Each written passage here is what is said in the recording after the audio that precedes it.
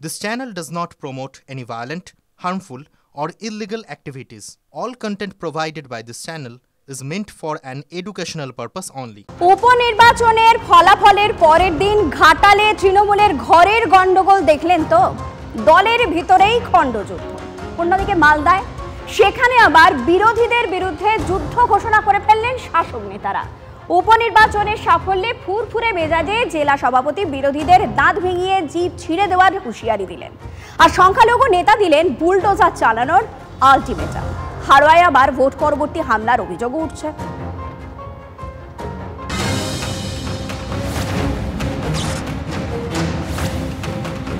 মাধ্যমিক হোক কিংবা উচ্চ মাধ্যমিক, শেষ দিনে পরীক্ষা কেন্দ্রে পরীক্ষার্থীদের ভাঙচুর চালানোর অভিযোগ ওঠে। যেন পরীক্ষা শেষের উল্লাস, উপনির্বাচনে জিতে কি সেই উল্লাসই দেখাতে চাইছে শাসক দল। মাদারিহাট, সিতাই, তালডাংরা, মেদিনীপুর, নৈহাটি, হাড়োয়া, রাজ্যের 6 বিধানসভা কেন্দ্রের উপনির্বাচনে ঝোড়ো ব্যাটিং করেছে তৃণমূল কংগ্রেস। বিরোধী শিবিরকে ছন্নছাড়া করে 6-0 গোল দিয়েছে শাসক দল। আরজিকর আন্দোলনের পর ভোট পরীক্ষায় লেটার মার্কস পেতেই শাসক নেতাদের টার্গেটে বিরোধীরা। বেনজির হুঁশিয়ারি।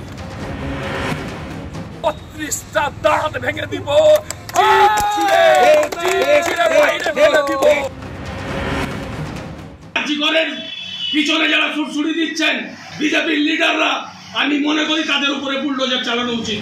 উপনির্বাচনের সবুজ সাইক্লোনের পর এই ভাষাতেই বিজেপি, সিপিএম, কংগ্রেসকে হুঁশিয়ারি দিতে দেখা গেল মালদার তৃণমূল নেতাদের। রহিম বক্সিরা যখন প্রচ্ছন্ন হুমকি দিচ্ছেন, উপনির্বাচনে পরাজিত হওয়া বিজেপি প্রার্থীর জমির ফসল নষ্ট করার অভিযোগ তৃণমূলের বিরুদ্ধে। তিলোত্তমার মৃত্যুর পর নাগরিক সমাজের একাংশ সরকারের বিরুদ্ধে পথে নামে। তাহলে কি জনগণের সমর্থন ফিকে হচ্ছে? সেই আশঙ্কায় কপালে ভাঁজ পড়েছিল তৃণমূলের। উপনির্বাচনের সবুজ ঝড়ের পর মালদায় তৃণমূলের জেলা সভাপতির হুঁশিয়ারি। গতকালকে মানুষ প্রমাণ করে দিয়েছেন যে পশ্চিমবঙ্গের মানুষ মমতা ব্যানার্জির সাথে আছেন। 2026 সালে তারা মমতা ব্যানার্জিকে মালদার মানুষরাও সমর্থন করবেন। সেই কারণে আমি বলেছি যে মুখ দিয়ে তারা মমতা ব্যানার্জির বিরুদ্ধে কুরুচিকর বক্তব্যগুলো রাখছে, সে মুখ যদি বন্ধ না হয় তার মুখের ভিতরে 32টা দাঁত তো ভাঙবই, জিভটা ছিঁড়ে বাইরে ফেলে দিব। জেলা সভাপতি বিরোধীদের দাঁত ভেঙে জিপ ছেড়ার হুঁশিয়ারি দিয়েছেন। পিছিয়ে নেই তার দলের সংখ্যালঘু নেতাও, তিনি আবার বুলডোজার চালাতে চান। জুনিয়র ডাক্তারদেরকে নামিয়ে লেলিয়ে ভুল বুঝিয়ে রাস্তায় নামিয়েছে সাধারণ মানুষকে বিভ্রান্ত করার জন্য। আজকে এটা প্রমাণ করেছে রাত জাগা ভোর জাগার কোনো এখানে ফলাফল হয়নি। উত্তরপ্রদেশের মুখ্যমন্ত্রী বলছে হাম মিট্টি সে মিলা দেঙ্গে, আমরা বুলডোজার আমরাও লাগিয়ে মিট্টিতে মিলিয়ে দিব। হ্যাঁ, বুলডোজার 100% চালাবো বুলডোজার আমরা বিরোধীদের উপরে। তৃণমূল নেতাদের এই কথা বলার সঙ্গে সঙ্গেই রাজনৈতিক মহলে রীতিমতো শোরগোল পড়ে গিয়েছে। বিরোধীরা বলছেন তাদের কর্মীদেরকে রীতিমতো ভয় দেখানো হচ্ছে।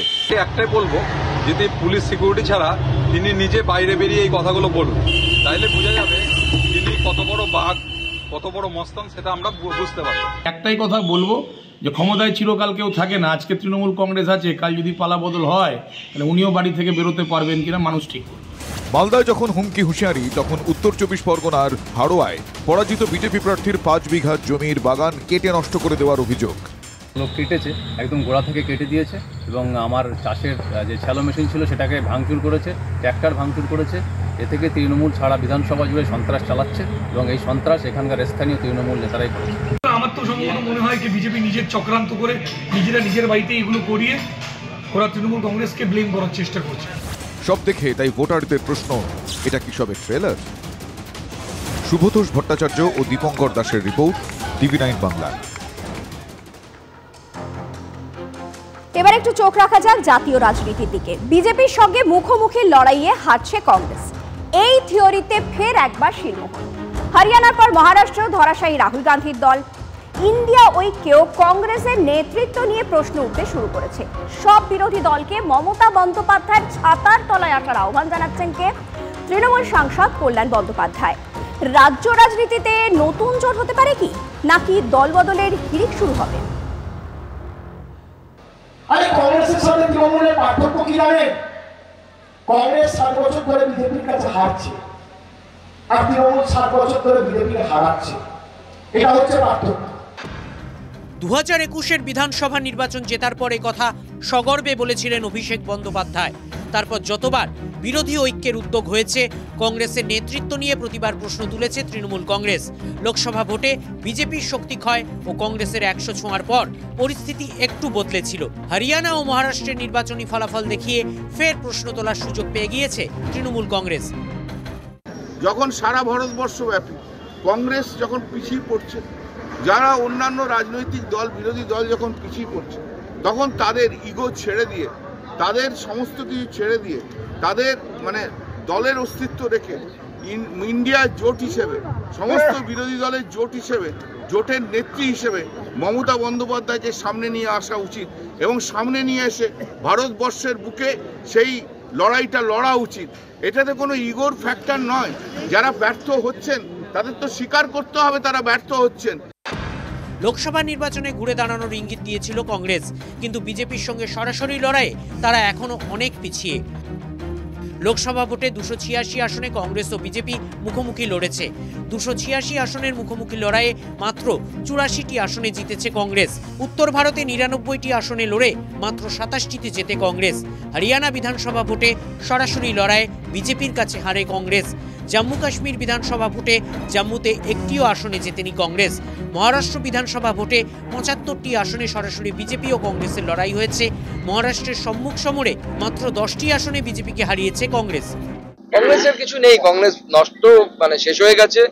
রাহুল গান্ধীর অপদার্থতার জন্য এবং তার যে লিডারশিপের জন্য কংগ্রেস শেষ হয়ে গেছে। কংগ্রেসের তুলনায় আঞ্চলিক দলগুলি স্ট্রাইক রেট বিজেপির বিরুদ্ধে অনেক ভালো। লোকসভা নির্বাচনে উত্তরপ্রদেশে অখিলেশ যাদবের সমাজবাদী পার্টি ভালো ফল করেছে। বাংলায় তৃণমূল কংগ্রেস একের পর এক নির্বাচন জিতে চলেছে। এই পরিস্থিতিতে বিরোধী ঐক্যে কংগ্রেসের নেতৃত্ব নিয়ে প্রশ্ন তো উঠবেই। নিশ্চিতভাবে কংগ্রেস বড় দল, তাকে গুরুত্ব সম্মান তৃণমূল কংগ্রেস দেয়। কংগ্রেস নেতৃত্বের সঙ্গে মমতা বন্দ্যোপাধ্যায়ের যথেষ্ট ভালো সম্পর্ক। কিন্তু যখন দেখা যাচ্ছে একটা broader anti BJP opposition platform তৈরির ক্ষেত্রে বিভিন্ন রাজ্যে গিয়ে কংগ্রেসের লিডারশিপটা কোথাও বিজেপিকে আটকাতে পারছে না, তাহলে যারা আটকাতে পারছে তাদের অভিজ্ঞতা এবং তাদের ফেসটা সামনে রাখলে বোধহয় সেই অভিজ্ঞতা বেশি কাজে লাগানো সম্ভব। আমরা কংগ্রেসকে কোনো দোষারোপ এই মুহূর্তে করছি না। জাতীয় রাজনীতিতে কংগ্রেসের গ্রাফ, বাংলায় প্রদেশ কংগ্রেসের কোনো নির্বাচনী অস্তিত্বই নেই। বামপন্থীরা কোথায় গেল, কংগ্রেস কোথায় গেল? ভারতবর্ষের স্বাধীনতা আন্দোলনে যাদের এত বড় ভূমিকা, সেই কংগ্রেসের কেন আজকে এই পরিস্থিতি? মানুষ যে মনে করছে যে তৃণমূলকে সরাতে হবে, সে কংগ্রেসকে ভোট কেন দেবে? কংগ্রেসকে ভোট দিলে সে মনে করছে আমার ভোটটা নষ্ট হবে। বেঙ্গলে না জেতার জায়গা ছিল না কোথাও, হয়তো কম বেশি হতে পারতো 2-4 হাজার, জেতার জায়গা কোথাও ছিল না। এই পরিস্থিতিতে 2026-এ বাংলায় কি তৃণমূলের ছত্রছায়া দেখা যেতে পারে কংগ্রেসকে? অধীর চৌধুরীকে প্রদেশ কংগ্রেস সভাপতির পদ থেকে সরিয়ে দেওয়া হয়েছে। এটা কি মমতা বন্দ্যোপাধ্যায়কে রাহুল গান্ধীর বার্তা নয়? প্রশ্ন হচ্ছে, জোট যদি হয় তাহলে কোন শর্তে হবে? Bureau report, TV9 Bangla. দুদিন আগে মুখ্যমন্ত্রী মমতা বন্দ্যোপাধ্যায় আলুর দাম কমানোর নির্দেশ দিয়েছেন। আগামীকাল থেকে কিছুটা দাম কমার আশা থাকছে, কিন্তু আগামী 1 বছর কি হবে? একে সারের কালোবাজারির সঙ্গে চড়া দামে বিকোচ্ছে আলুর বীজ। জোড়া ফলায় রীতিমতো নাজেহাল আলু চাষিরা। ফলন কম হওয়ার আশঙ্কা। এর জেরে আগামী বছরও চড়া দামেই আলু খেতে হবে বলে মনে করছে চাষিদের একাংশ। একদিকে আলুর দামের জেরবার মধ্যবিত্ত, অন্যদিকে দুর্যোগে দেরির পর এবার বীজের অগ্নিমূল্যে নাজেহাল আলু চাষি। দোষর সারের কালোবাজারি। হুগলির আলু চাষিদের দাবি, গত বছর জ্যোতি আলুর বীজের 50 কেজি বস্তার দাম যেখানে 1800 টাকা ছিল, এবার তা বিকোচ্ছে 3000 টাকায়, অর্থাৎ বস্তা পিছু 1200 টাকা বেশি। অন্যদিকে চন্দ্রমুখী আলুর বীজের দাম বস্তা পিছু 4000 টাকা, গত বছর যা ছিল 2500 টাকার মধ্যে, অর্থাৎ এক্ষেত্রে দাম বেড়েছে বস্তা পিছু 1500 টাকা। বছর 5 আগে রাজ্যে বীজ আলু তৈরির প্রস্তুতি নিয়েছিল রাজ্য সরকার। সেই প্রকল্প আপাতত 20 বাও চলে, যার ফলে পাঞ্জাবের উপর নির্ভর করতে হয় এ রাজ্যের চাষিদের। আর সেই সুযোগ কাজে লাগিয়ে মুনাফা লুটছে অসাধু কিছু ব্যবসায়ী। সবই জলন্ধরের বীজ, বীজটা পুরোপুরি তো জলন্ধরের উপর ডিপেন্ড করে, পাঞ্জাবের উপর ডিপেন্ড করে। তা আমাদের রাজ্যে বীজ তৈরি হয় না, পাঞ্জাব থেকে নিয়ে আসতে হয়। পাঞ্জাবের কিন্তু এবছর প্রচুর আলু লোড ছিল, সবাই আইডিয়া ছিল যে এবছর বীজের দাম এত হবে না। এ তো মানুষের সব আইডিয়ার বাইরে হয়ে যাচ্ছে। বৃষ্টির জন্য এমনিতেই আলু চাষ পিছিয়ে গিয়েছে, তার উপর বীজ আর সারের কালোবাজারি। ফলে আগামী বছরেও আলুর দাম চড়া থাকবে বলেই আশঙ্কা চাষিদের একাংশের।